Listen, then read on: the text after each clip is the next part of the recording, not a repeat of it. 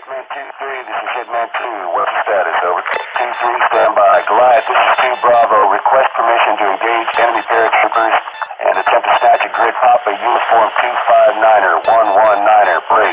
Enemy is unaware of our presence at this time. Over. Solid copy.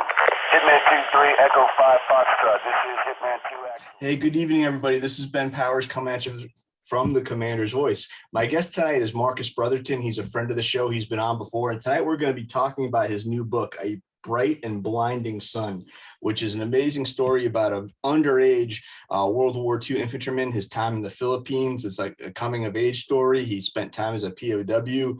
Just a fascinating gentleman, Mr. Joe Johnson.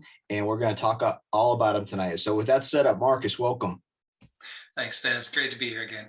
So a lot of folks who are fans of the Commander's Voice, all 358 of you, thank you, know we do a lot of Band of Brothers content, and I thought it was really cool that this story has a very, very faint but at the same time very tangible connection to the Band of Brothers and how it got you thinking about a completely different theater, the Pacific versus the ETO. So you can kind of start how a Band of Brothers alumni put this seed in your head, Marcus?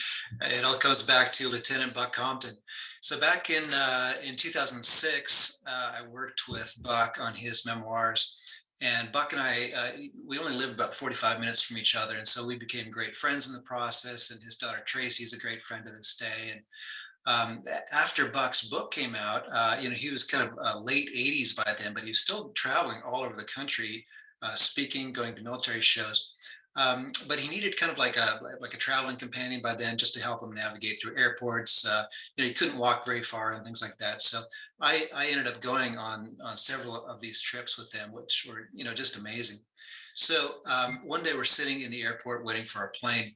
And Buck had just such a clear memory, and he was talking about his time in Bastogne, and just you've heard the story. It's winter, they're outgunned, outmanned, no ammunition.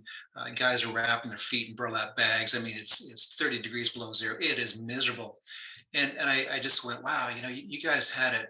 Wow, what a miserable time in Bastogne. And Buck stops talking at that point. And he goes. Yeah, he goes, but at least I wasn't in the Pacific. Man, those guys had it rough. So I'm going, what are you talking about, man? You came through Bastogne. So that started me on a quest to sort of read everything and watch every video I could see. And a couple of years later, Adam Akos and I worked on Voices of the Pacific with the guys who were in the HBO miniseries. And that gave me this amazing, broad brush stroke and talking to all these Marines who were in K-35 and whatnot. But still, I wanted to do a story that focused on just one guy. And that's what this new book gave me the opportunity to do.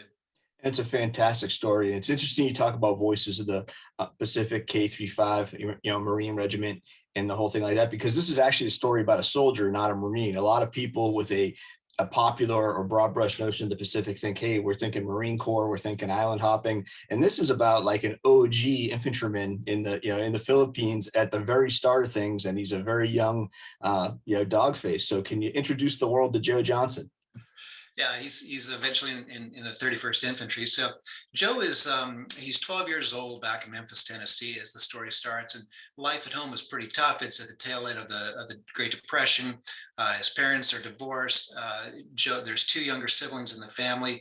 His mother works this job where she's sort of gone every day from dusk to dawn, and times are hard. And Joe's mother takes up with this one-legged barkeep named Mr. Jake, and he kind of adds to the pressure. And he's out of work and he's kind of lounging around, and Joe is the one who's out there hustling coal in the winter, so they've got enough heat in the house, and he's down in the city center getting surplus food, trucking it back home in his red wagon, so his little brother and sister have enough to eat. So tension mounts.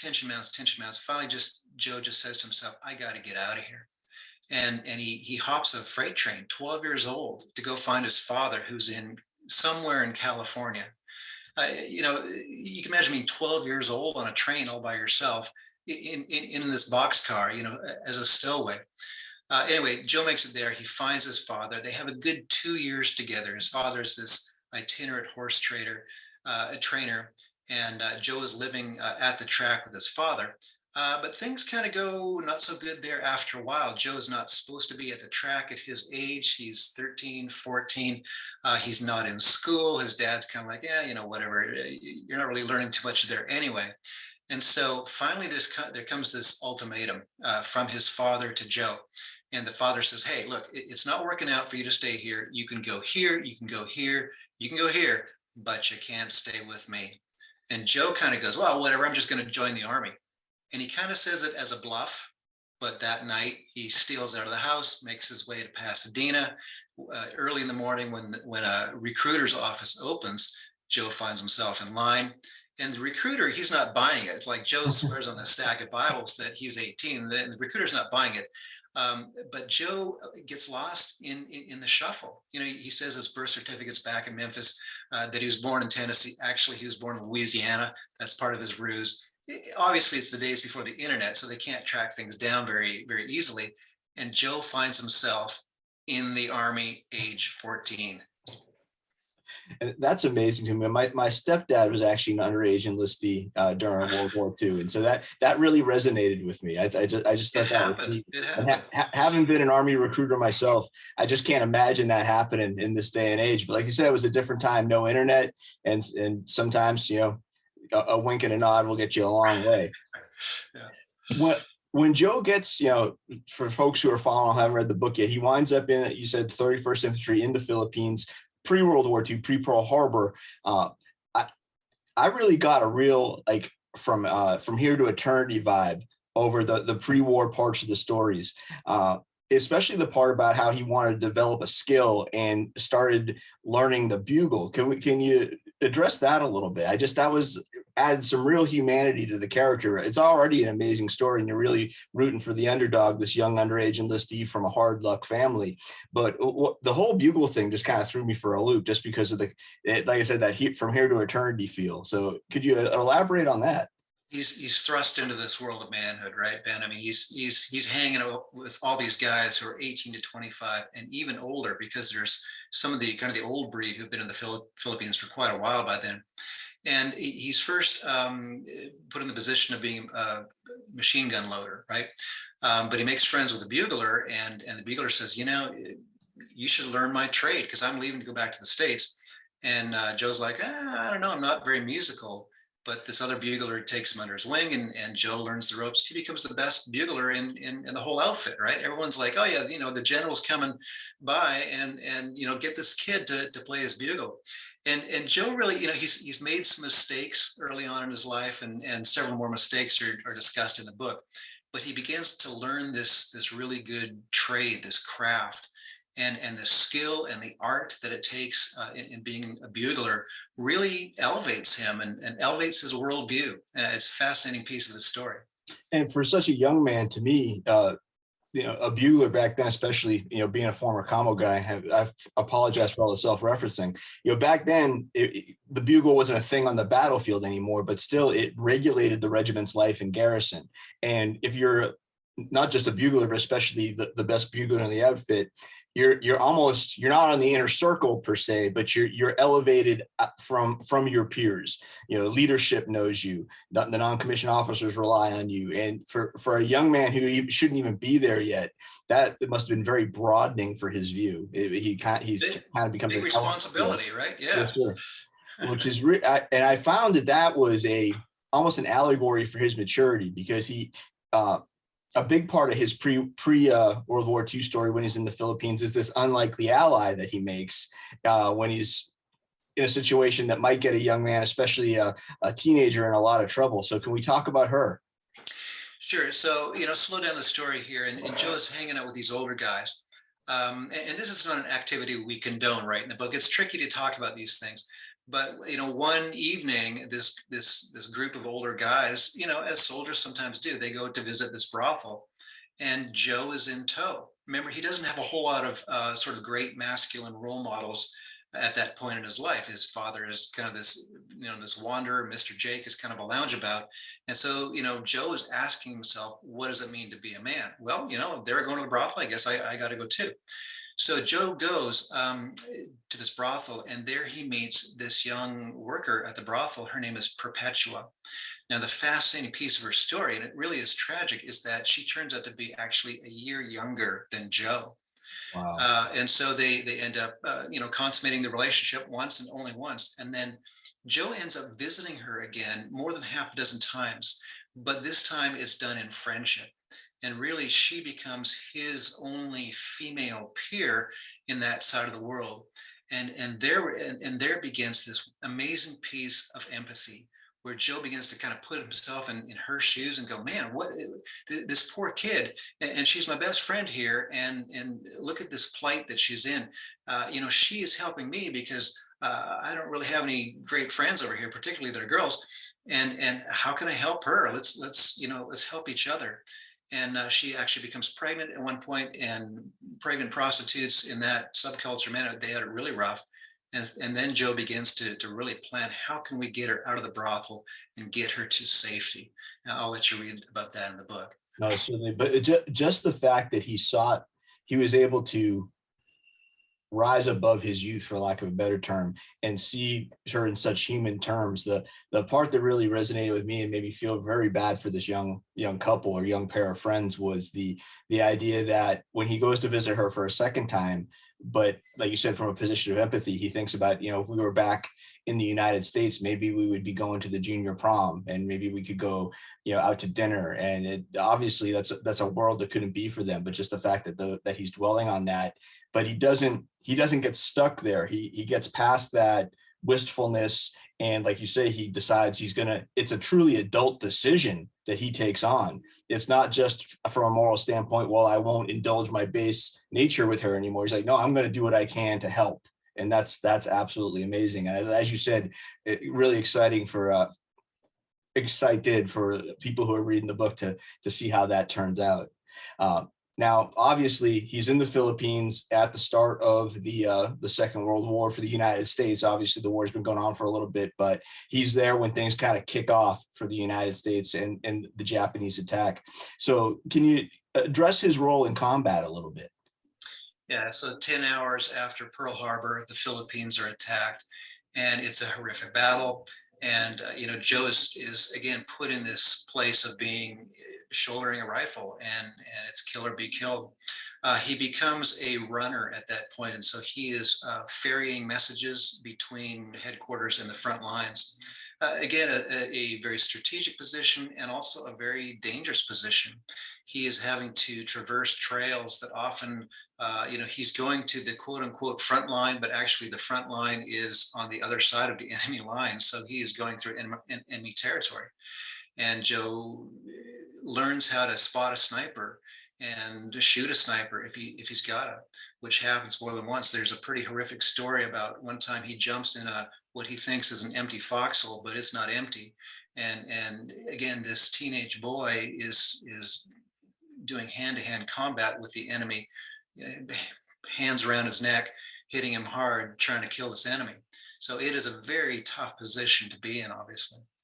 And it's what strikes me about that is because it was a pre-war garrison army almost that found itself thrust into combat. It's not like, to go back to the Band of Brothers reference, where they had so much toughening at Camp Toccoa and a really hardcore syllabus to follow, and then they had more intensive training that was informed by combat lessons from people before them before they jump into Normandy 2 years later. These are guys who, they were visiting downtown on Saturday night. They were doing a lot of close order drill on the Barrack Square. Next thing you know, they're setting up defensive positions, and they're fighting what for U.S. doctrine is kind of a new war. Now, granted, there had been a lot of experience in the Philippines over the previous 40 years, but not against people like the Imperial Japanese Army. So that must have been without a lot of good training to fall back on.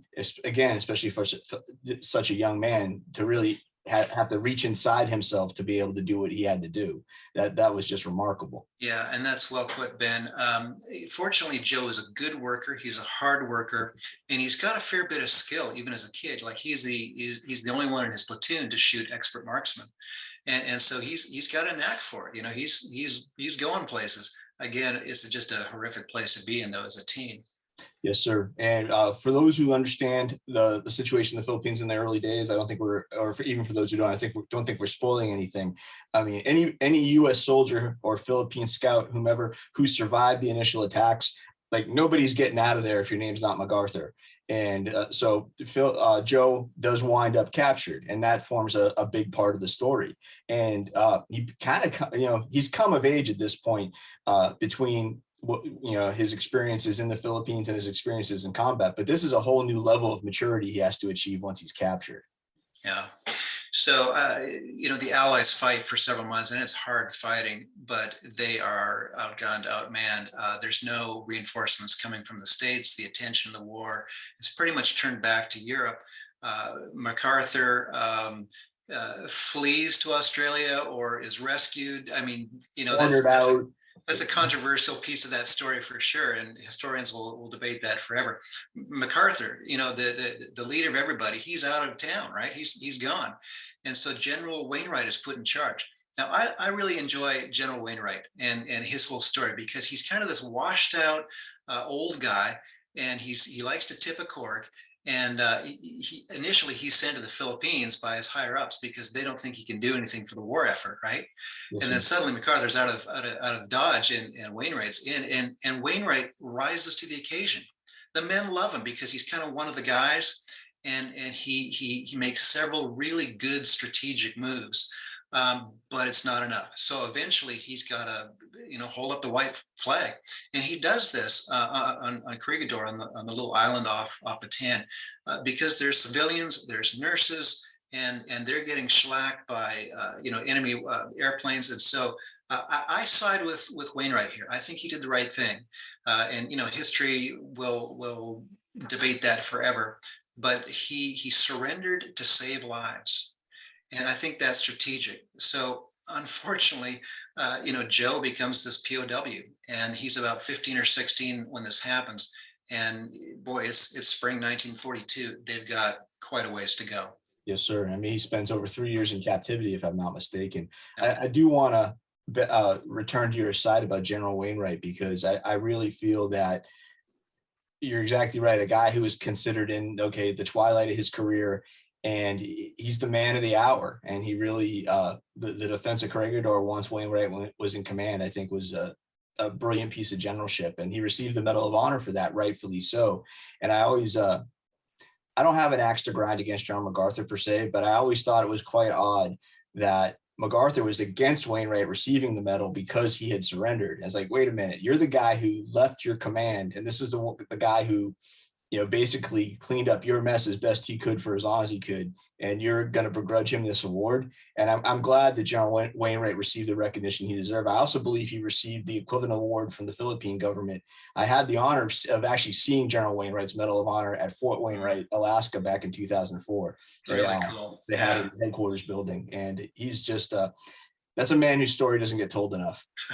Well, yeah, I mean, the story is not about Wainwright, but what a fascinating character.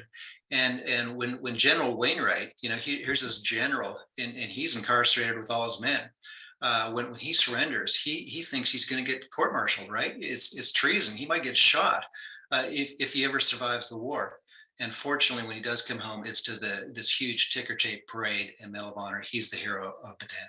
Yes, sir. And it's interesting how POWs in general were considered back then. I know during the Vietnam War, stories that the Hanoi Hilton and the heroic efforts of POWs like Bud Day, Admiral Stockdale, rightfully upheld as examples of tremendous courage and leadership. But prior to Vietnam, especially during World War II, a lot of these guys felt like, man, when we get released, we're going to be pariahs because we're the guys who gave up. General Harold K. Johnson had been a junior officer in the Philippines. He thought his career was over when he was released because he had been, in captivity. I think he was with the Philippine Scouts at the time. But obviously that's not Joe's concern. He's at this point, he's a 19-year-old kid, but I think it's hard for a modern readership that has rightfully come of age at a time when the POW MIA flag's a thing and people remember the stories of how horrifically POWs were treated, and to understand how a POW released at the end of World War II might have felt. It's going to be hard going home, because I'm going to look like a quitter next to my brothers who didn't give up, who didn't surrender. Did Joe experience anything like that?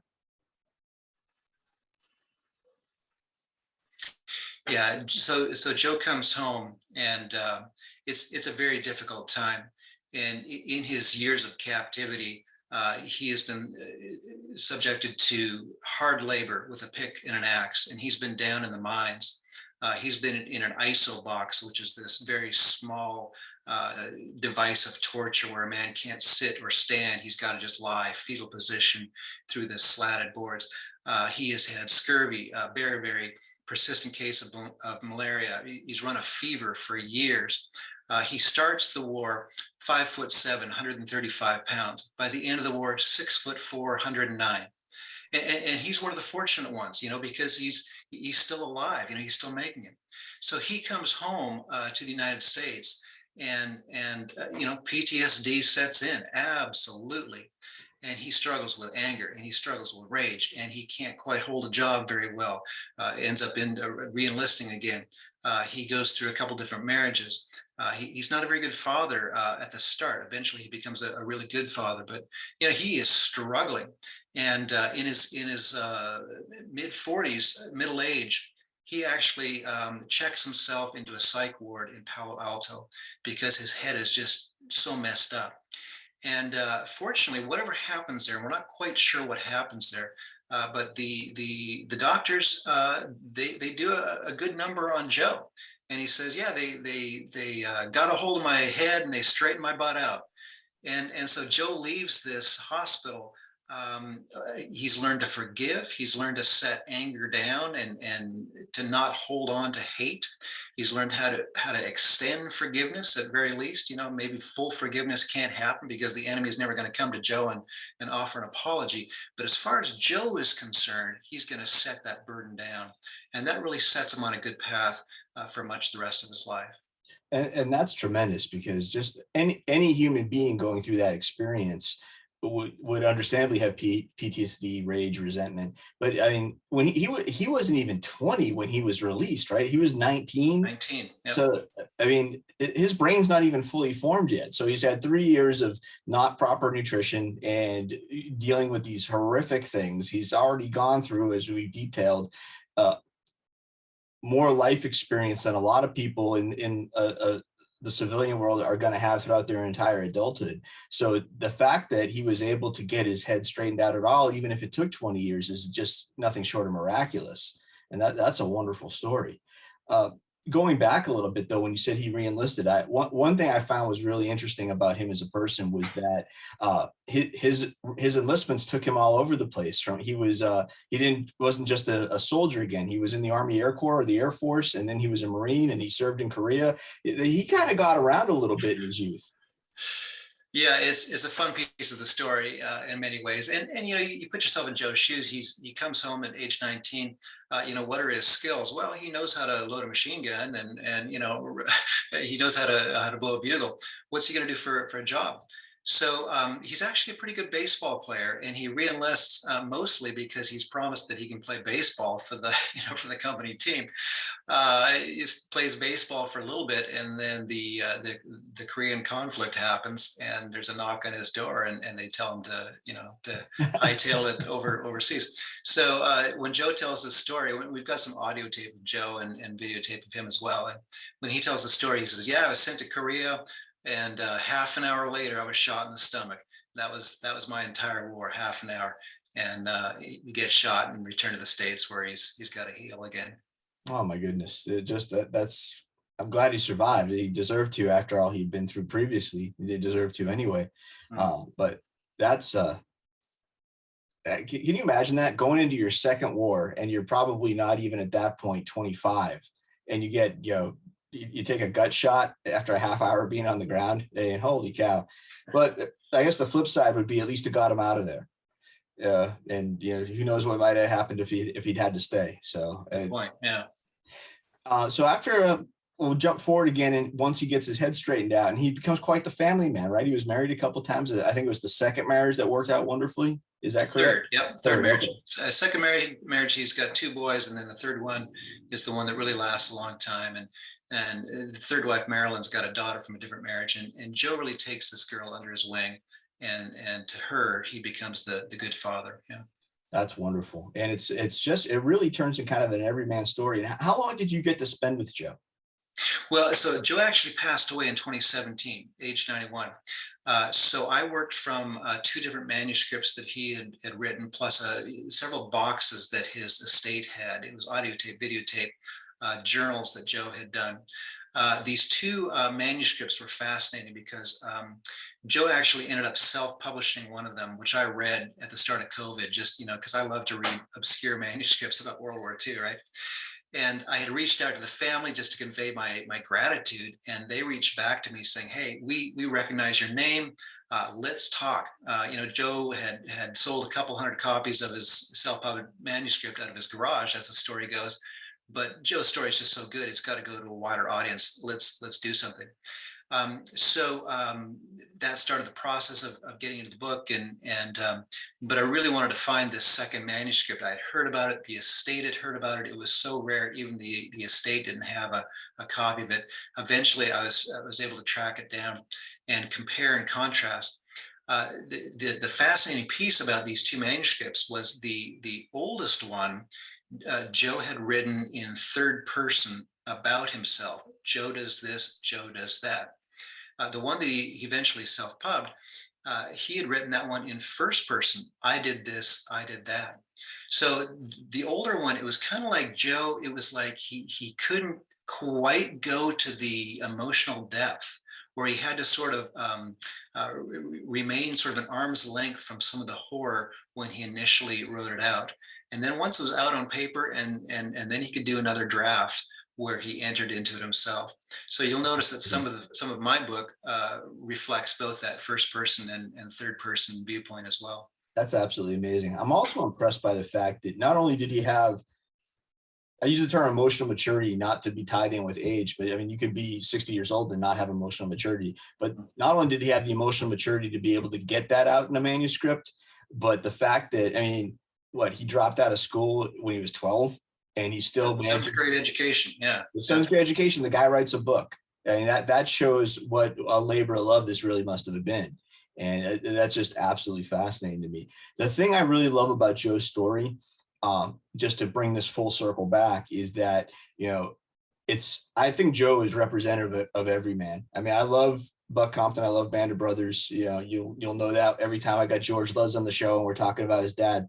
But that even before the phenomenon, and even before the HBO miniseries, and then the 20 plus years of hype, and maybe this is my prejudice showing, those guys, paratroopers, they're a cut above, at least in the mythology. But guys like Buck Compton, guys like Nixon, Yale graduate, UCLA guy, elite level ball players. Those are guys with gifts that God gave them, and they made wonderful use of those gifts, but they're not every man.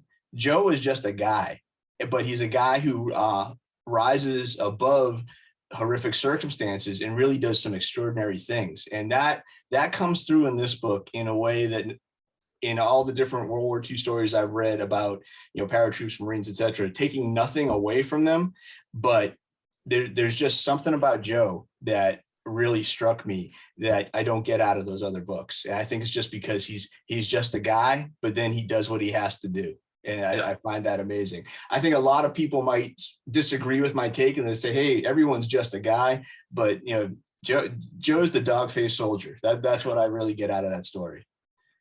Yeah, he's a fascinating person through and through. A smart guy, not necessarily educated, but smart. And to always keep that in mind, that Joe's wits save him, I think, in so many places. Joe's wits and Joe's sense of humor. He does keep that sort of a funny edge to him all the way through. I think one of the poignant pieces of the book happens very late in life, age 90. So Joe has never been a religious guy ever in his life. And he's sitting at home one day watching TV, flipping channels, and he comes across this TV preacher. And Joe's first thought is just to go right and by, but he for some reason he lingers on this. Turns out to be Dr. Charles Stanley, who's a pretty sound guy in Atlanta. He's been around for a number of years, and Joe starts listening to this preacher, and the preacher's saying, "Hey, get your life right with God." And Joe's like, "Oh man, I don't think I've ever done that. I'm near the end of my days. I should probably do that. And why not now? Sort of this 11th hour decision." And so, yeah, Joe bends his knee, opens his heart to God, and he makes his 11th hour conversion and decides to follow God. So the fascinating piece, it's really twofold. Those who knew Joe best say, yeah, in that last year of his life, things really changed. And even before that, things were starting to change. And Joe just became this kinder person and more empathetic and just even keeled. Joe describes it this way, which is the second piece of that. He said, I think God was working in my life for a whole bunch of years. Even when I was really, really far from God, I'm pretty sure God was doing a number on me, kind of showing me the way to go and working on my life and taking me through that valley of the shadow of death. So 11th hour conversions, anytime it can happen. Joe is the example. That's awesome. And that puts just such a great sort of coda on the whole thing. I think that's just fantastic. Marcus, I really appreciate you joining us tonight. I'm really excited that this book is out. I'm really excited about all the social media posts I'm seeing about it. It seems like it's getting a lot of traction. Saw it at the local Barnes and Nobles the other day. I'm planning on getting my dad a copy. Again, the book is A Bright and Blinding Sun, the story of Everyman Joe Johnson, the dog-faced soldier. And Marcus, it's just a fascinating book. Thanks, Ben. It's great to be here. Yeah, I really enjoyed having you on tonight. Take care, sir. You too. All right, bye-bye.